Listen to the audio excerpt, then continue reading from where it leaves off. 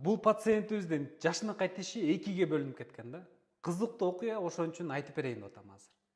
Пациентибиз тамак жасаган, 1-2 күн өтүп калганбы, анан күйөөсү жеп атып айткан да, "Чото бул тамагың ачып кеткен эмеспи?" депчи.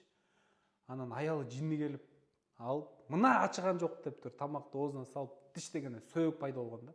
Сөөк бар болчу экен. Сөөктү катуу тиштегенде тиши 2-ге бөлүнүп кеткен, чорт кеткен. Жашынакай тиши пломба да коюлган эмес да. Анан ал тиши 2-ге бөлүнүп кеткен дагы биз ошо бөлүнүп кеткен жарым тишин алдык.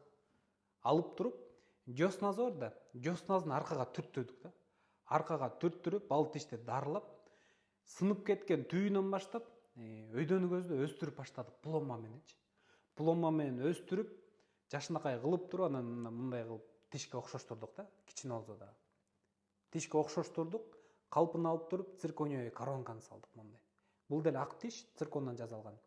Үстүнө капталат дагы, бул эми сынбайт. Тура берет да, үстүнөн каптап туруп, коронка менен отургузуп коебуз. Ошентип, Кудай буйрса, пациентибиздин тиши бүтөт. Кыркызын айтарым эмне бул менен? Эгерде тамак жеп атканда жиниңерди келтирбей жегенде абайлап жешиңер керек да. Эгерде таш же сөөк чыгып кала турган болсо, биз салган тиш эмес, өзүбүздүн тишибиз чорт сынып кетиши мүмкүн да. Ошол нерсе болбошу үчүн абайлап жеш керек. Менин атым Бекулан Талайбек уулу. Эгерде сурооңуздар болсо, комментарийге жазыңыздар.